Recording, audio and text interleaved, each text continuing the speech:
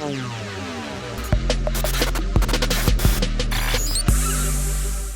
there, Amplifiers. Thanks for tuning in. You know what? One of the coolest things I get to do is I get to talk with experts from all different backgrounds. And today I've got an expert that comes from a different place than I typically get to talk to. And I'm really excited because she is a professional and she's an expert in occupational medicine. And she really has a passion for doing what she does so well. Welcome to Growth Amplifiers, Leslie Cadet.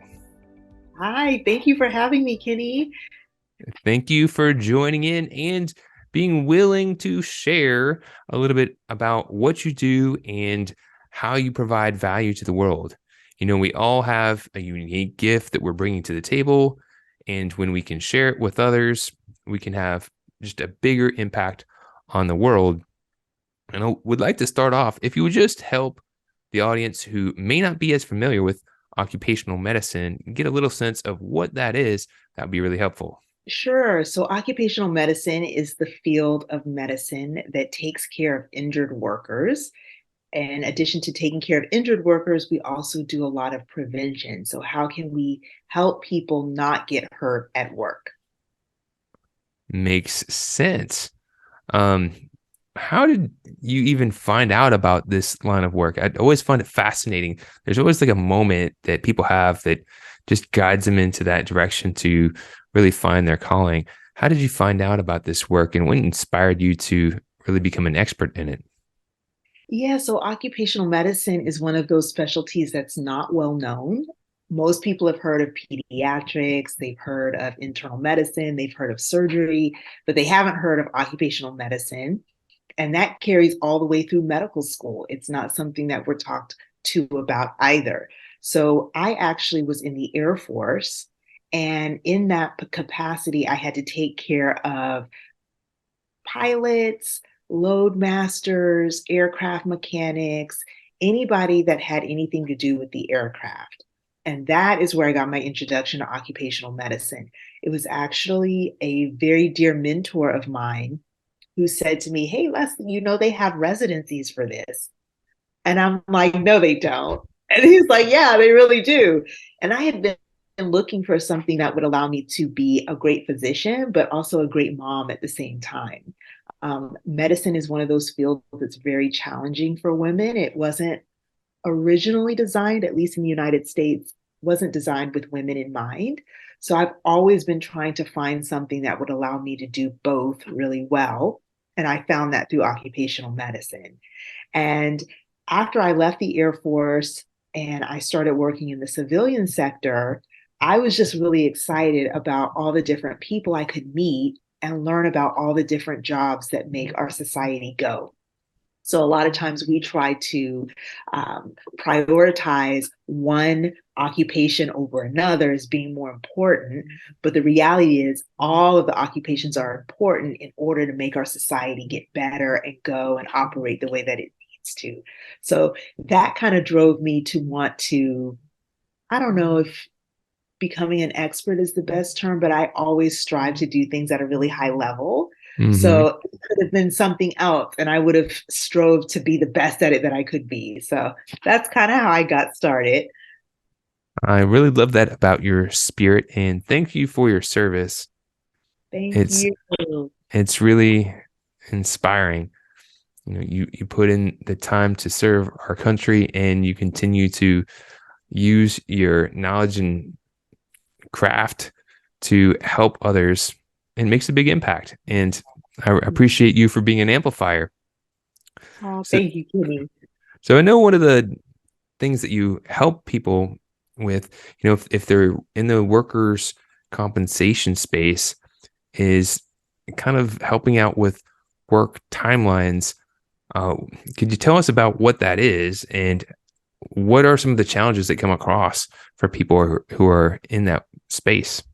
Yeah, so a return to work timeline is how long should it take an injured worker to go back to their regular job on full duty from the time that they get hurt. So a good example is if someone twists their ankle at work.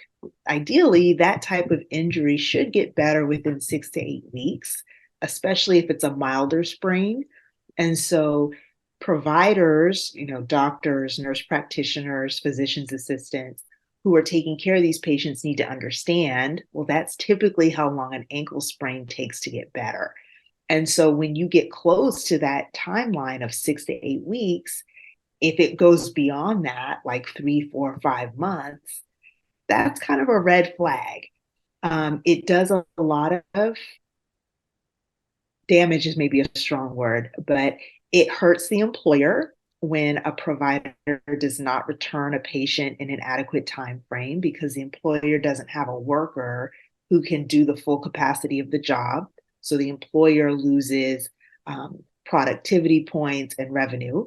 It hurts the worker because they're not able to maintain their usual routine of going to work, earning a living, contributing to their fullest. And then, insurance companies look at this and say, hey, why is this particular clinic having such a hard time returning workers to work in a reasonable time frame? And in extreme instances, insurance companies can actually divert care and start pushing patients to a clinic that does seem to understand return to work timelines. Hey there, this is Kenny from Growth Amplifiers, here to ensure you get your awesome ideas into action to grow and improve your business and achieve your full potential. Take the first step by visiting growthamplifiers.com and clicking the Start Here button. Take the assessment to get your personalized score. Then select from free resources to learn how to improve your score. Don't wait. Be proactive and take action now by visiting growthamplifiers.com and clicking the Start Here button. And always keep on amplifying. Now, let's get back to the show. Wow. So there's like this whole background of things going on that a lot of us aren't even aware of. Yeah. And it sounds like without getting it correct, like you mentioned, it can cause a lot of challenges for many different people. Yeah, like another example is, well, someone comes in with a hangnail Mm-hmm. and they're like, well, doctor, I have a hangnail on my finger. I can't go to work. And the doctor is like, oh, yeah, that hangnail, I'm going to take you off of work for 2 weeks. That is totally not the correct answer. And you don't want to do that. A lot of times patients will come in because there's something else going on in the background. Maybe they don't like their job. Maybe they're having difficulty with their interpersonal relationships at home. So they're looking for a way to get relief. And there's incentive to come into the workers' comp space because you get replacement of your salary to a certain percentage. The money is tax-free. And so good providers are always on the lookout for Hold on. all of this. Gonna make a phone call. Just kidding. Providers should be, on the lookout for these types of cases so we can help educate the patient on why a hangnail is not a legitimate reason to be written off of work. So that's one extreme. The other extreme is I see patients where they were working with a nail gun and it went in their eye and now they can't see. So that would be an instance where, yes, you should come into the workers' comp system. I should take you off of work so that you can get all of the treatments that you need. So there's levels to this. It makes sense. It's just a flesh wound. It'll be all right. Yeah. I can see the extremes just in people in general. You've got that person who barely has anything happen. They're like, I just can't. And then someone who's maybe they lost a limb and they're like, oh, I'll be all right. No, Right. trust forward. Right. What are people in this space? What can they do to get clarity and know that they're doing the right thing? Because it sounds like it could get complicated. There's different situations, different factors. How do people get that clarity? Yeah. So, one of the best ways to get the clarity is to attend webinars or conferences in the workers' comp space, in the occupational medicine space. And these are topics that are discussed quite often. I also have some resources for people who are struggling with how to write work restrictions. because not all physicians or providers have done an occupational medicine residency, Hmm. and there's a lot of nuance behind it. So I would just say, seek out these resources to try to get up to snuff on how to correctly deal with these types of workers. And if people wanted to learn more about you or connect with you, where would they go and how could they do that? Yeah, so I'm on LinkedIn under Leslie Cadet.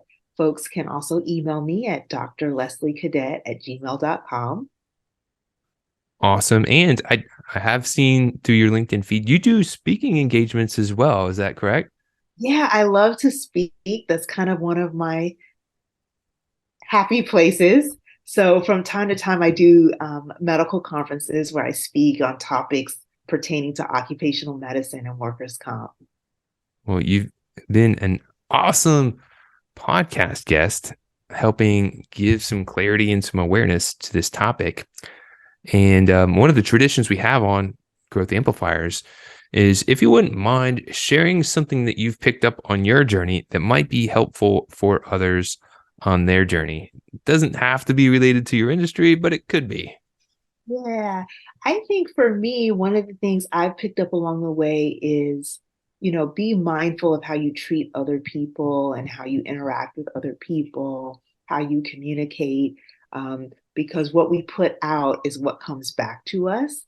So, the golden rule, do unto others as you would have them do unto you. And that's one of the things I like about the these tips that people give.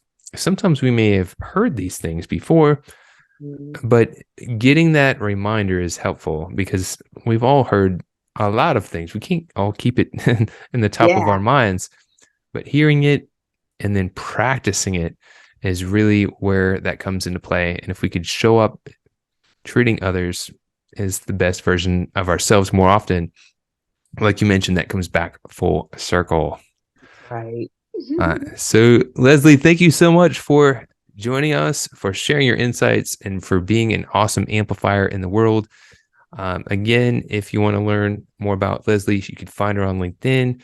She is an awesome professional. Thank you again, Leslie. Thank you, Kenny. To show your support, take a moment to amplify this message by sharing it online. To connect with me or gain more business growth insights, visit www.growthamplifiers.com. Thank you for your support.